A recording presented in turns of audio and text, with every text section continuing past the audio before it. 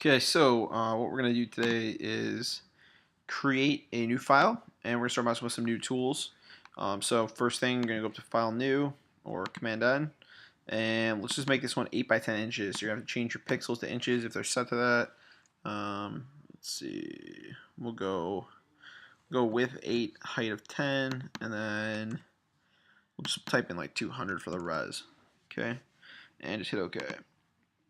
All right, so this particular demo, what we're going to do is actually bring in a file and start messing with it, start editing it out, removing backgrounds, and doing some other things with it. So what you want to do next is we're going to go to Safari, and we're going to go to Images, Google,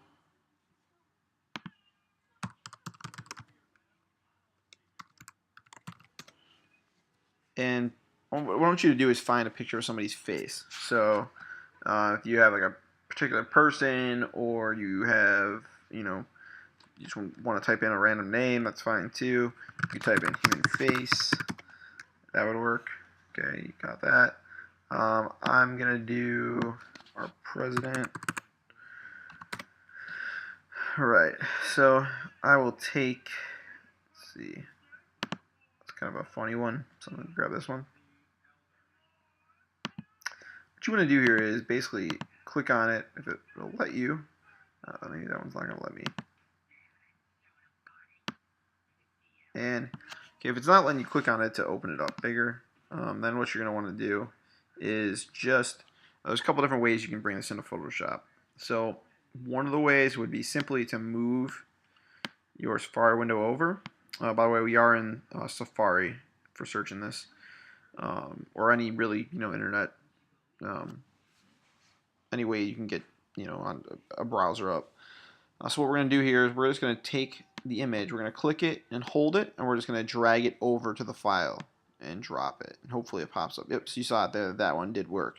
So if you ever want to get a file into Photoshop, one of the best ways to do this is just click on a file, take it over, and drop it. Okay, I'm going to go here and undo just for the time being.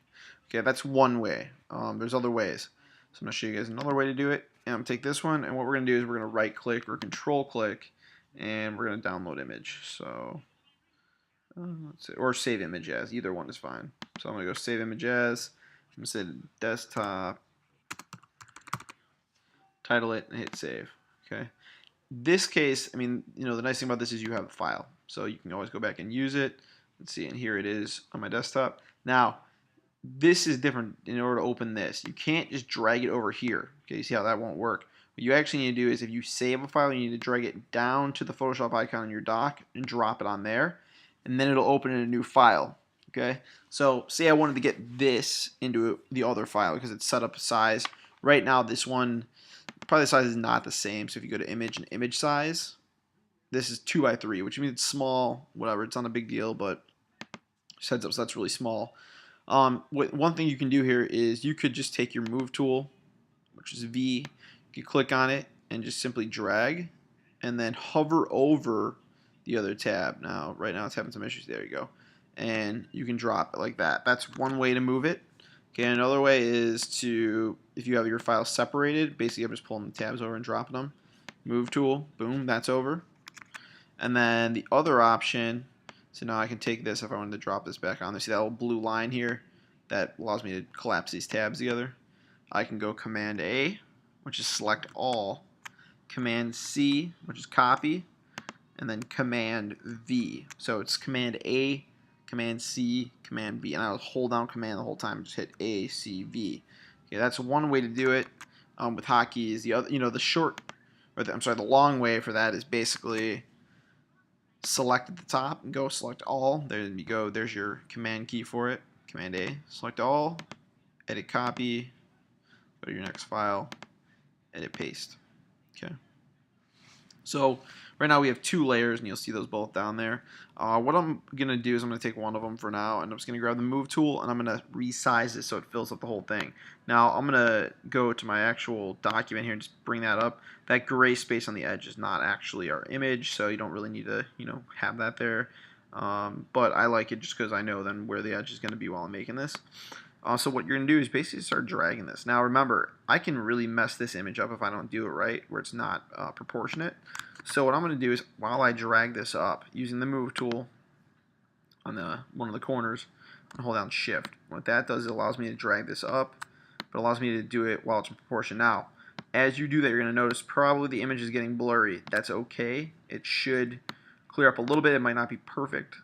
That's one thing you want to do when you're downloading images, really look for a high quality one. So now it's a little bit pixelated. So what I'm going to do is either hit enter, double click. So I'm going to double click, and then you see it kind of, got a little bit clear. That's probably a little bit blurrier than I really want it.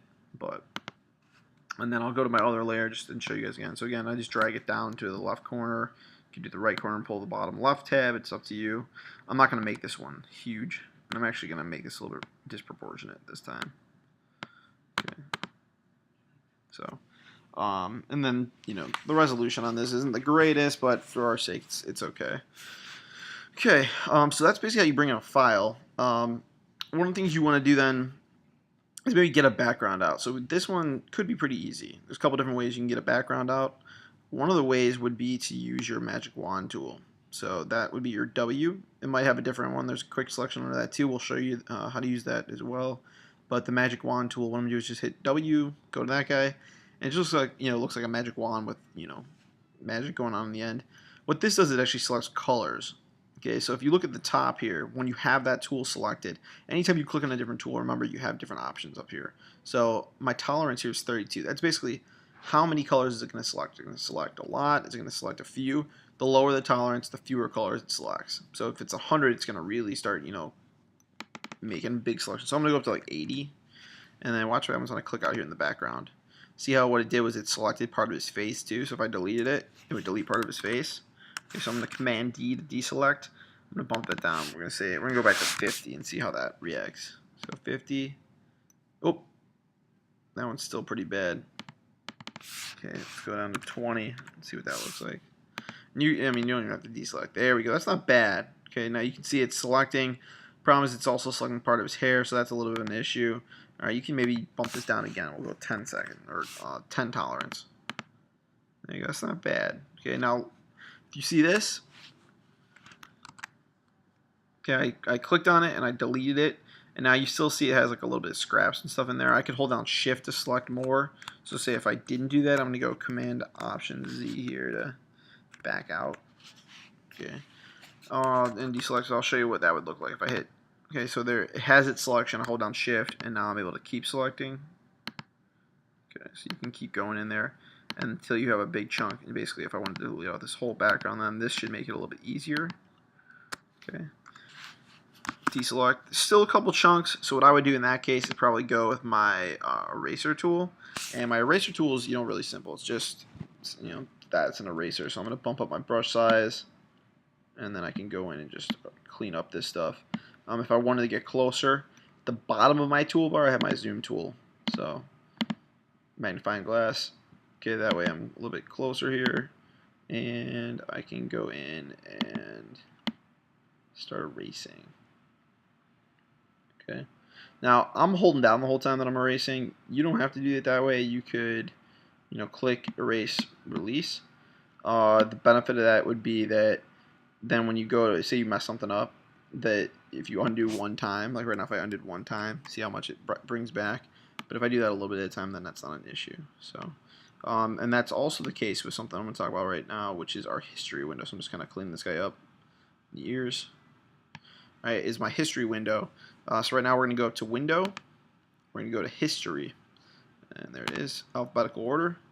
Okay, and your history window is going to pop up. Now here's the thing with the history window. You can see it has all these movements that I've done. So I can click up here and go all the way back to Magic Wand, where you can see I'm still selecting. You can go where I'm still erasing, where I've just, let's say, right before I've cleared it. All right, so you have all these different options. All right, so I'll go to the last one. That's the most recent one. We're just going to stay there. Or say, all right, I don't want to do that one. I'm going to go back to where there's a selection and just deselect. So now I don't have that thing deleted. Okay, and I'm going to zoom out now too. So I'm going to go with my magnifying glass. Now you'll see it has the plus in the middle. To back out, I want to hit Option and then click. Then it'll bring me back out. Okay. Another selection tool that we're going to use is our quick selection tool. So that one's actually with the magic wand. This is a newer tool. So back when I first learned this program, they didn't have this tool, but quick selection is pretty nice. What it does is it kind of automatically selects areas. So I'm going to show you.